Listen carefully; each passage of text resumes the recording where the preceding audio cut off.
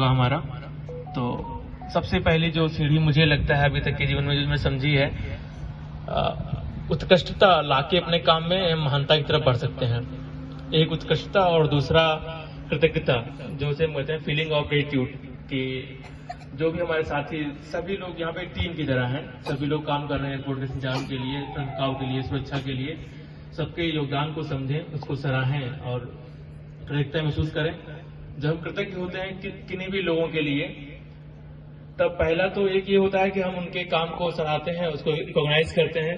दूसरा ये होता है कि हम सोचते हैं कि अगर कुछ अमुक लोग हैं जिन्होंने जो है हमारे देश के लिए या हमारे कार्यालय के लिए कुछ अच्छा काम किया है, तो फिर हम भी उनके लिए कुछ करना चाहते हैं। जब ये भावना आती है हमारे अंदर कुछ दूसरों के लिए करने के लिए, तो हमारी क्षमता का निर्माण होता है, क्षमता में बढ़ोतरी होती है, क्योंकि क्षमता को बढ़ाए बिना तो बड़े काम नहीं कर सकते ना। तो कृतज्ञता बहुत जरूरी है।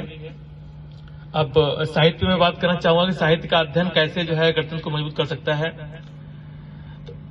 गणतंत्र को मजबूत करने के लिए जरूरी है कि हम लोग अपने काम में उत्कृष्ट बने और मिलकर एक टीम वर्क की तरह, टीम वर्क के जरिए बड़े बड़े उद्देश्य हासिल कर सकें। उसके लिए जरूरी है कि लोग काफी एक दूसरे को लेकर सौहार्दपूर्ण माहौल रहे और एक समन्वय की जो भावना होती है, समन्वय की जो क्षमता होती है लोगों में, वो मजबूत रहे। साहित्य हमें समाज के हर तबके के बारे में जानकारी देता है।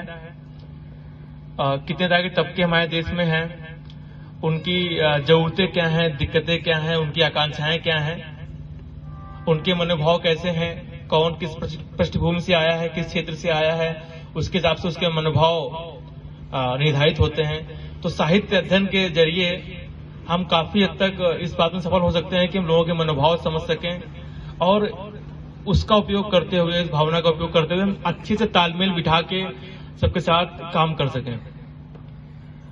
दूसरा, साहित्य अध्ययन से जो अच्छे अच्छे लेखक हुए हैं हमारे देश में, अभी भी वर्तमान में भी हैं, भूतपूर्व भी रह चुके हैं, उन्होंने एक कम्युनिकेशन, जो हम लोग एक दूसरे से बात करते हैं, जो संप्रेषण है, उसकी जो टेक्निक्स हैं, उसके जो तरीके हैं, वो भी हम साहित्य से सीख सकते हैं। तो सभी से अनुरोध है, जो सीनियर मेरे हैं वो तो सब कर ही रहे हैं, जो मेरे साथी लोग हैं उनसे अनुरोध है कि जो है दिनचर्या में आधा घंटे के लिए कम से कम साहित्य को शामिल करें, साहित्य अध्ययन को शामिल करें।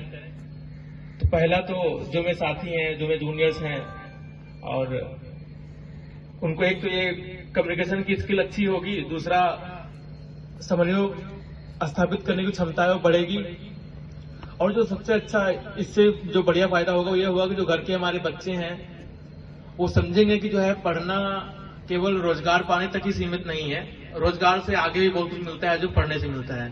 जब वो देखेंगे कि जो है हमारे पेरेंट्स ही पढ़ रहे हैं, जबकि वो तो ऑलरेडी जो है जॉब में है, वर्किंग है, इसके बाद ही पढ़ रहे हैं, तो उनको समझ में आएगा कि यहाँ पढ़ना तो वाकई में बहुत जरूरी है। इसका जॉब से कोई ये नहीं कि जॉब मिल गई पढ़ना नहीं है, उसके बाद ही पढ़ना है। स्वामी विवेकानंद ने भी कहा है कि हमें तो जीवन भर पढ़ना चाहिए।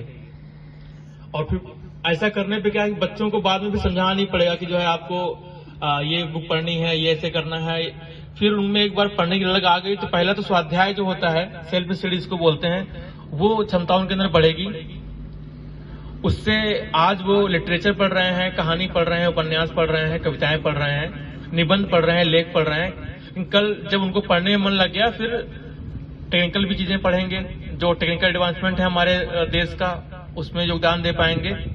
और जो लोगों को समझने में जो भूमिका साहित्य की है वो तो मिलनी ही मिलनी है। तो इन्हीं शब्दों के साथ मैं अपनी वाणी को विराम दूंगा। बहुत बहुत धन्यवाद।